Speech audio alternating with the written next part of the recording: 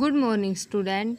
बेटा, पहले मैं आपको यूटी टेस्ट के बारे में कुछ बताना चाहती हूँ। बेटा, हमारे जल्दी ही यूटी टेस्ट स्टार्ट होने वाले हैं। हमें बेटा अपने यूटी टेस्ट की तैयारी अच्छे से करनी है। आपकी यूटी टेस्ट का सिलेबस हिंदी का अध्याय 1, अध्याय 2, इसी प्रकार हिंदी ग्रामर का भी अध्याय 1 और अध्याय 2 आपको बेटा अच्छे से लर्न करना है और अपनी रफ नोटबुक के अंदर लिखकर देखनी है। आपकी यूटी की तैयारी बहुत अच्छी होनी चाहिए बेटा। आज हम बेटा अपने टेस्ट की तैयारी के लिए जो फर्स्ट अध्याय है प्रार्थना, उसका लर्न करेंगे। तो हम पहले बेटा शब्दार्थ लर्न करते हैं। हमारा जो फर्स्ट शब्दार्थ है वो देखो बेटा, जग। जग मीन्स होता है बेटा संसार। चिर। चिर मीन्स होता है बेटा स्थाई। संशय। संशय मीन्स होता है संदेह। परित्राण। परित्राण पूर्व, बचाव या फिर रक्षा। विहान। विहान मीन्स होता है बेटा सवेरा या फिर प्रभात। नवजीवन। नवजीवन मीन्स होता है नया जीवन। अखिल मीन्स होता है बेटा संपूर्ण। दोबारा देखो, जग मीन्स संसार, चिर मीन्स स्थाई, संशय संदेह, परित्राण पूर्व, बचाव रक्षा, विहान सवेरा प्रभात, नवजीवन नया जीवन, अखिल मीन्स होता है बेटा संपूर्ण। तो बेटा हमारे शब्दार्थ लर्न हो गए हैं। अब हम इसके क्वेश्चन आंसर लर्न करेंगे। तो बेटा हमारा फर्स्ट क्वेश्चन है, आप फर्स्ट क्वेश्चन देखो। कवि कैसा व्यक्ति बनना चाहता है और क्यों? देखो बेटा, कवि स्वयं को मानव के रक्षक अथवा अखिल व्यक्ति के रूप में बनना चाहता है, क्योंकि वह मानव के जीवन में नए सवेरे की कल्पना करना चाहता है। कैसा व्यक्ति बनना चाहता है बेटा? वो एक मानव यानी कि मानव की रक्षा करने वाला तथा एक अखिल व्यक्ति के रूप में बनना चाहता है, ताकि वह मानव के जीवन में एक नए सवेरे को कल्पना कर सके। आगे क्वेश्चन है सेकंड क्वेश्चन बेटा, कवि अंधभक्ति को क्यों छोड़ना चाहता है? कवि अंधभक्ति को इसलिए छोड़ना चाहता है क्योंकि वो मानव के अंदर ज्ञान रूपी शक्ति को भर सके। क्यों छोड़ना चाहता है बेटा? कि वह मानव के अंदर ज्ञान रूपी शक्ति को भर सके, इसलिए वो अंधभक्ति को छोड़ना चाहता है। अगला क्वेश्चन है बेटा, कविता में ईश्वर को किन नामों से पुकारा गया है?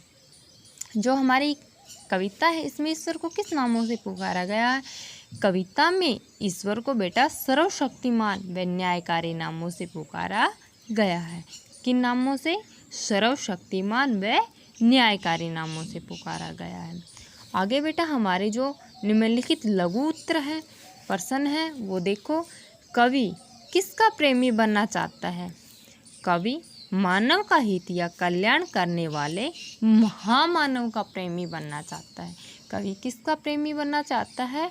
जो बेटा मानव के हित में हो, उसके कल्याण में हो, उस महामानव का प्रेमी बनना चाहता है।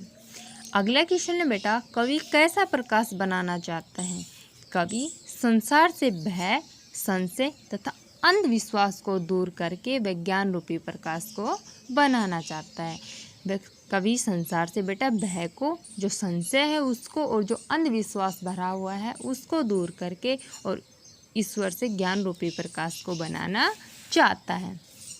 अगला क्वेश्चन है बेटा, प्रभु से वरदान पाकर कवि क्या करना चाहता है?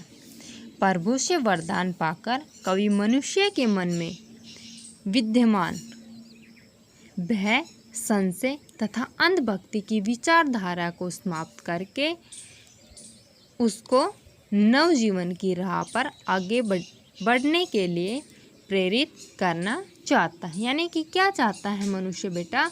जो भय है, जो संशय है, जो अंधभक्ति है, उसकी विचारधारा को आप छोड़ दो और अपने नए जीवन में आगे बढ़ो। अगला क्वेश्चन है बेटा थर्ड क्वेश्चन हमारा, निम्नलिखित प्रश्नों के निबंधात्मक उत्तर। तो फर्स्ट क्वेश्चन है बेटा, मैं वह प्रकाश बन सकूं नाथ मिल जाए जिसमें अखिल व्यक्ति। यानी कि ये हमारी जो प्रार्थना है उसकी लाइनें हैं बेटा, उसका हमें भावार्थ स्पष्ट करना है।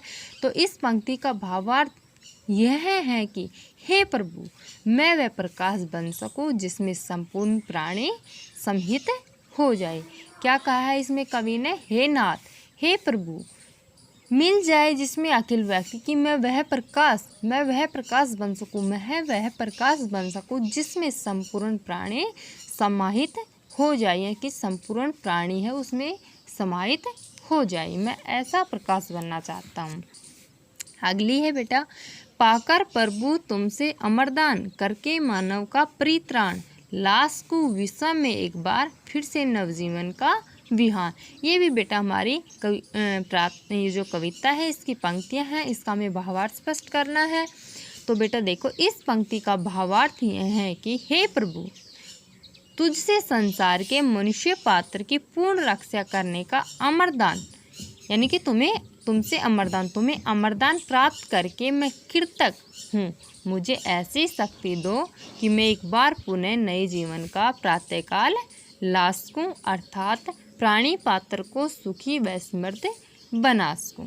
ठीक है बेटा, क्या बताया है इसमें? इस पंक्ति का भावार्थ कवि ने बताया कि हे प्रभु, तुझसे संसार के मनुष्य पात्र की पूर्ण रक्षा करने का अमरदान यानी कि मानव का परित्राण, मानव की रक्षा, मनुष्य पात्र की पूर्ण रक्षा करने का अमरदान प्राप्त करने में मैं कृतज्ञ हूँ।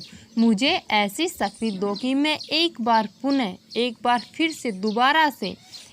फिर से यानी कि एक बार पुनः नव जीवन का अभियान, नए जीवन का प्रातःकाल ला सकूँ, अर्थात प्राणी पात्र को सुखी व समृद्ध बना सकूँ।